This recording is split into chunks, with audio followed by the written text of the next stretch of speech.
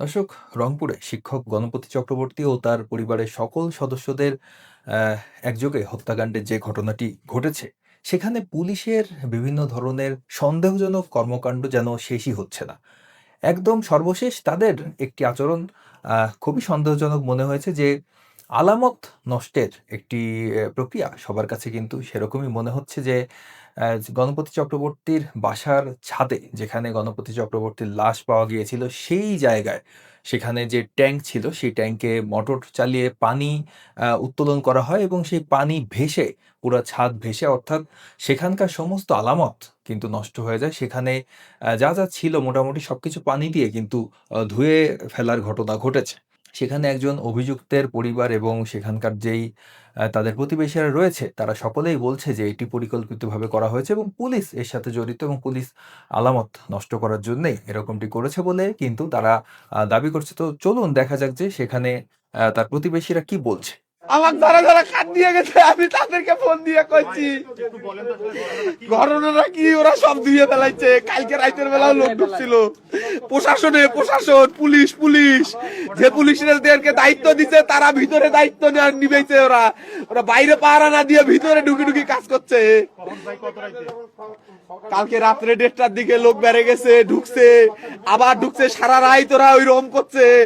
2টা লাল জামা পরা একটা লোক আর একটা কি যেন কালার, ওটা বোঝা যায় না এই লাইটের আলোতে, কারণ আমি ফুটে দিয়ে দেখতেছি, বাড়ির ফুটে দিয়ে আমাদের বাড়ি থেকে দেখা যায়। আসেন আমি দেখাই, আসেন আমি দেখাই, এই ফুটে দিয়ে আমি দেখি, এই ফুটে দিয়ে আমি দেখি, এই ফুটে দিয়ে আমি দেখছি, এই ফুটে গুলো দিয়ে আমি দেখছি ওরা বেড়ে গেছে একটা ঘরে দিয়ে আমার বাড়িতে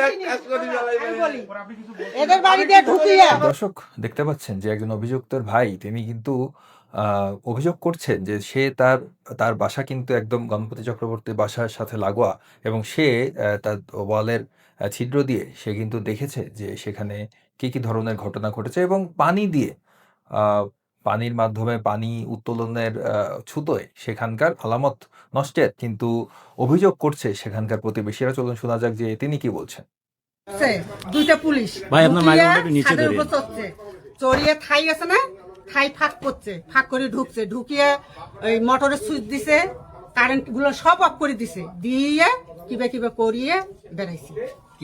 পুলিশ পুলিশ ভিতরে ঢুকছে, ঢুকিয়ে থাই ফাঁক করছে, করে ওদিক দিয়ে ঢুকছে, ঢুকিয়ে মোটর ছাড়ি দিছে, তারপর করলো কি লাইট গুলো অফ করে দিল, সব দিয়ে ওরা চুপ করে নামিয়ে আসলো।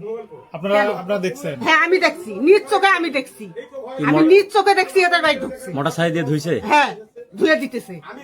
কটার দিকে? এটা আমি কিন্তু বিশ্বাস চাই ভাই। কতজন পুলিশ? হ্যাঁ এই 7টার দিকে, এই 7টার দিকে, আজকে সন্ধ্যার দিকে। ঠিক আছে।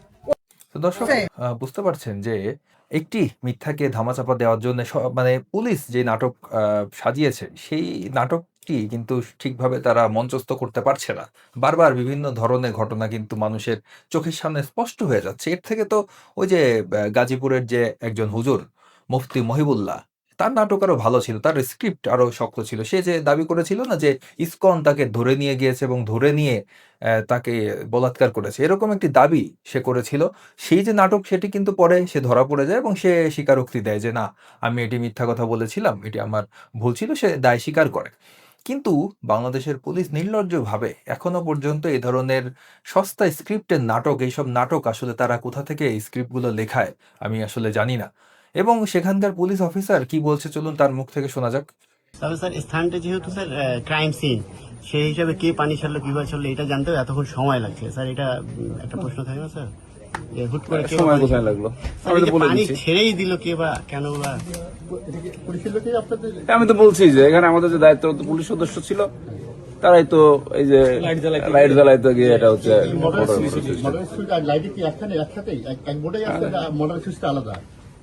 দেখতে হবে তো সেটা। আর হচ্ছে যে ওই যে আলামত পানি পরে আলামত নষ্ট হওয়ার তো কোনো সুযোগ নাই, কারণ ওটা তো একটা ছাদ, মানে ওপেন জায়গা। গতকাল সকালে তো এখানে বৃষ্টি হয়েছে। আমাদের ধারণা তো ভেতরেও আপনাদের পানি দিয়ে কিছু পরিষ্কার ক্লিন করা হয়েছে, এটা আমাদের সন্দেহ। আপনার এই সন্দেহের কারণ? সন্দেহের কারণ হলো হাত যখন ভেজে গেছে আর মডার্ন সুইচটা যদি আলাদা হয়ে থাকে, ওই জায়গায় যখন সুইচ করেছে তখন তো একটা কিছু হয়েছে এখানে ভেতরে। আচ্ছা, তাহলে তো আপনার দর্শক দেখছেন যে পুলিশ অফিসার কিন্তু সমস্ত সাংবাদিকদের প্রশ্নের কিন্তু সঠিক উত্তর তিনি দিতে পারছেন, তিনি ভ্যাবাচাকা খেয়ে যাচ্ছেন। তিনি এখন আপনারাই বিবেচনা করুন যে কোনো কিছু সুইচ নিচের দিকে দিলে অন হয়, উপরের দিকে দিলে অফ হয়, অথবা উল্টাও হতে পারে। তো যখন একটি আপনি লাইটের সুইচে চাপ দিচ্ছেন, লাইটটা যখন জ্বলছে না, আপনি তো সেই সুইচটা আবার অফ করে দিবেন, তাই না? তো লাইটের সুইচ অন করতে যেয়ে মোটরের সুইচ অন করে সেই মোটরের সুইচ অনই থেকে গেল। পুরা ছাদ পানি উঠে ওভারফ্লো হয়ে ট্যাঙ্ক ওভারফ্লো হয়ে আপনার পানি ভেসে গেল। তারপর কি হলো? আলামত সব পানিতে ধুয়ে নষ্ট হয়ে গেল। এটি কোনো মানে পুলিশের কোনো দায়িত্বজ্ঞানহীনতা বলবেন, নাকি এটি ইচ্ছাকৃত ভাবে করা হয়েছে? এটি তো মনে হচ্ছে যে এটা ইচ্ছাকৃতভাবে করা হয়েছে। দর্শক, যে ঘটনাটি ঘটেছে রংপুরে, সেটি ১ম দিন থেকেই কিন্তু পুলিশের আচরণ সন্দেহজনক, এবং প্রতিটি বিষয় যখন আমাদের সামনে আসছে, যেরকম ধরুন যে বিদ্যুৎ বিচ্ছিন্ন করার যে বিষয়টি, আজকের যে সর্বশেষ খবরে জানা যাচ্ছে যে বিদ্যুৎ বিচ্ছিন্ন কিন্তু নিচের তলা থেকে করা হয়নি। অর্থাৎ মেইন সুইচ যেখানে থাকে সেখান থেকে কিন্তু বিদ্যুৎ বিচ্ছিন্ন করা হয়নি। বরং বিদ্যুৎ বিচ্ছিন্ন করা হয়েছিল পোল থেকে। অর্থাৎ কারেন্টের ইলেকট্রিসিটির যে খুঁটি, সেই খুঁটিতে কে বা কারা উঠে বা কোনোভাবে সেখান থেকে কিন্তু বিদ্যুৎ বিচ্ছিন্ন করা হয়েছে। তো দর্শক, কতটা পরিকল্পিতভাবে এই হত্যাকাণ্ডটি ঘটানো হয়েছে একটু ভাবুন। এটি কোনো মানে ২ জন ব্যক্তি এবং তারা হ্যাংলা পাতলা ২ টা ছেলে, ছোকরা আরকি অল্প বয়সী, তারা গেল এবং ৪ জন মানুষকে এবং সাইলেন্টলি, একটি সবচেয়ে মানে যেটি লক্ষণীয় বিষয় যে ৪ জন মানুষকে তারা হত্যা করেছে, সেটি এতটাই মানে নীরবে এবং নিভৃতে যে আশেপাশের প্রতিবেশীরা পর্যন্ত কোনো শব্দ শুনতে পায়নি। এটি কোনো প্রফেশনাল কিলার ছাড়া এটি কি আসলে আদৌ সম্ভব? প্রশ্ন কিন্তু অনেক কিছুই থেকে যায়। পুলিশ এরপর কি করল? তাড়াহুড়া করে আ সৎকারের ব্যবস্থা করে ফেলল। অর্থাৎ লাশের আ পুনঃ ময়নাতদন্ত বা এর কোনো আর অপশন থাকলো না। লাশ সৎকার হয়ে গেল। তো মানে পুলিশের যেই আচরণগুলো আমরা দেখতে পাচ্ছি বিভিন্ন ক্ষেত্রে, মানে এই যে শার্ট কাহিনী থেকে শুরু করে আজকের এই যে আলামত নষ্টের জন্যে আ ছাদে পানি ছেড়ে দেওয়া, সবকিছুই কেন জানি আমাদের কাছে সন্দেহজনক মনে হচ্ছে। পুলিশ আসলে কাকে আড়াল মানে কি আড়াল করতে চাচ্ছে? কোন অপরাধীদের তারা সেভ করতে চাচ্ছে? আমাদের প্রশ্ন আসলে সেখানে। দর্শক, আপনাদেরকে আরো একটি বিষয় একটু মনে করিয়ে দিই। এই পুরো ঘটনাটি আপনারা যদি আরেকবার মনে করেন যে ১ম এ তারা দোষ দিল ২ টি ছেলের উপরে। তাদের মধ্যে একজন একটি সোনার দোকানে কর্মচারী, আরেকজন সম্ভবত একটি মাছের দোকানে কর্মচারী, এবং তারা কি বলল যে তারা ইয়াবা সেবনের জন্যে আ মানে সেখানে গিয়েছিল এবং ইয়াবা সেবনরত অবস্থায় তাদেরকে গণপতি চক্রবর্তী দেখে ফেলে এবং একে তারা আসে এবং একে তাদেরকে তারা হত্যা করে। কিন্তু পুরো পরিস্থিতি বিবেচনা করে এটি কখনোই মনে হচ্ছে না যে এটি ২ জন মানুষের কাজ। এবং আমি আগেই যেটি বললাম যে এত নীরবে নিভৃত এবং সাধারণত একজনের উপর আক্রমণ হলে সেখানে অন্য সদস্যরা আওয়াজ পাবে এবং তারা চিৎকার চেঁচামেচি করতে চাইবে। মানে করার চেষ্টা তো অবশ্যই করবে, এবং আশেপাশে যেসব বাড়িগুলো রয়েছে সেগুলো বেশ লাগোয়া সেই বাড়ির সাথে, এবং সেখানকার যে প্রতিবেশীরা রয়েছে অবশ্যই তাদের কানে কোনো না কোনো শব্দ যাওয়ার কথা। এরকমভাবে একটি পরিবারকে সম্পূর্ণভাবে নিশ্চিহ্ন করে দেওয়া, সবাইকে হত্যা করে ফেলা, অল্প আ মানে ২ জন মানুষের পক্ষে, এবং তারা যদি প্রফেশনাল লোক না হয়, তাদের জন্য কোনো ট্রেনিং না থাকে, এই বিষয়ে তারা যদি ট্রেইনড না হয়, তাহলে আসলে সেটি খুবই তাদের পক্ষে আসলে এটি সম্ভব নয়। কোনো আনপ্রফেশনাল লোক বা কোনো অপেশাদার লোক যে আসলে খুনি না, আগে কখনো তার এই ধরনের কর্মকাণ্ডের মানে অভিজ্ঞতা নেই। তারা কিন্তু সেখানে যেয়ে ধুপ করে, হ্যাঁ, তারা হয়তো তাদের হাতে কোনো অস্ত্র থাকলে তারা অনেক কিছু করে ফেলতে পারে।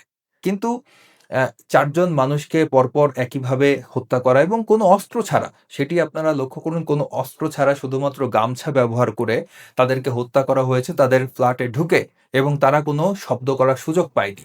এটি কোনো প্রফেশনাল লোক ছাড়া এবং ট্রেন্ড লোক ছাড়া আসলে এটি সম্ভব নয়।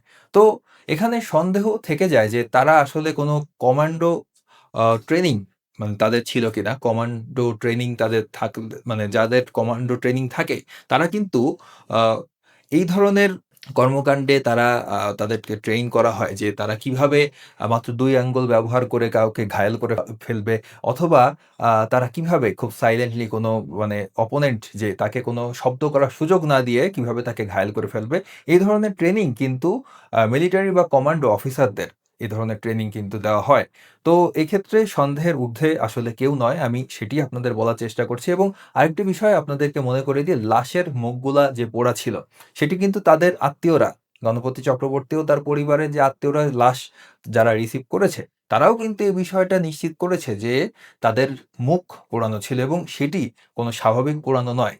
আপনারা ভিডিও এর মধ্যে দেখেছেন, ছবি দেখেছেন যে আগামী চক্রবর্তীর ছবি দেখা যাচ্ছে, সেখানে তার শরীরের অন্যান্য অঙ্গ এবং মুখের সাথে আপনারা দেখেছেন যে মুখ পুড়ে কালো হয়ে আছে এবং তার অন্যান্য অঙ্গ কিন্তু স্বাভাবিক ভাবেই আছে। কিন্তু ডাক্তার আবার দাবি করছে যে এটি নাকি স্বাভাবিক পচনের মাধ্যমেই নাকি মুখের এই অবস্থা হয়েছে। এটি কখনোই স্বাভাবিক নয়। স্বাভাবিকভাবে পচন ধরলে মুখও যেভাবে পচবে, হাতও সেভাবে পচবে, অন্যান্য অঙ্গও সেভাবে পচন ধরার কথা। যদি মুখ কালো হয়ে যায়, বডির অন্যান্য অঙ্গ সেই কালারের হয়ে যাওয়ার কথা।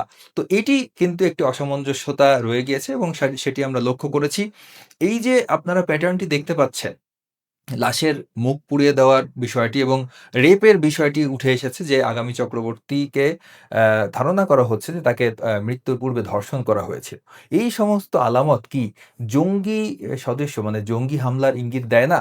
এ ধরনের ঘটনা কিন্তু জঙ্গিদের ভেতরে, জঙ্গিদের মধ্যে এই প্রবণতা লক্ষ্য করা যায়।